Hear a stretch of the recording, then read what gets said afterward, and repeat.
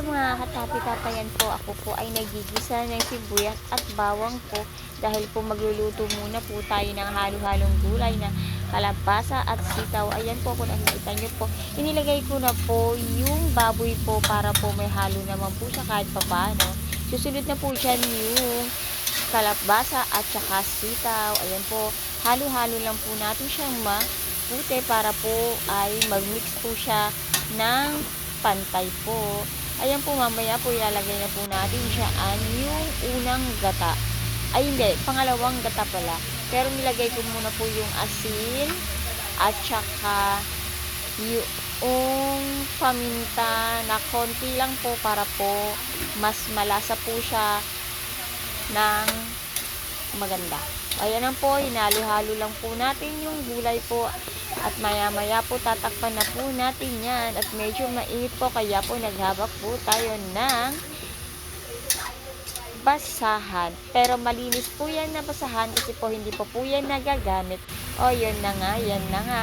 Inilagay na po natin ang pangalawang gata at hindi po yan yung unang gata, yung tinatawag nila pong puro. Ayan po yung pangalawang gata na ayan.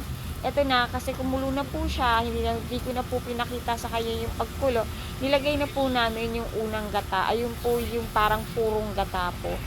Bali po, kung gagawin niyo po ito sa inyong mga tahanan, ay tansyahin niyo na lang po kung gano'n niyo po gustong ilagay yung maraming gata o kung ano yung gusto nyong gata o kung okay lang ba, konti lang o kaya marami. Pero po para po sa akin, kasi pambenta po ito, kailangan po natin ng gata para po maging mas malasa po ang ating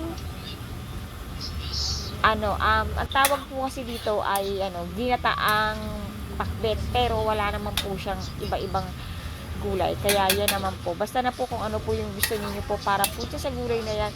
Ayan na po, hinalo-halo lang po, hintayin lang po natin na maluto po ang mga gulay po at mamaya pwede na po natin siyang ibenta. Kasi nandito po ako ngayon sa karinderya ng aking kapatid. Ayan. Kaya nagluto po tayo at para sa atin pambenta po yan. Ayan po, hinalo-halo ko lang po kasi po malapit na po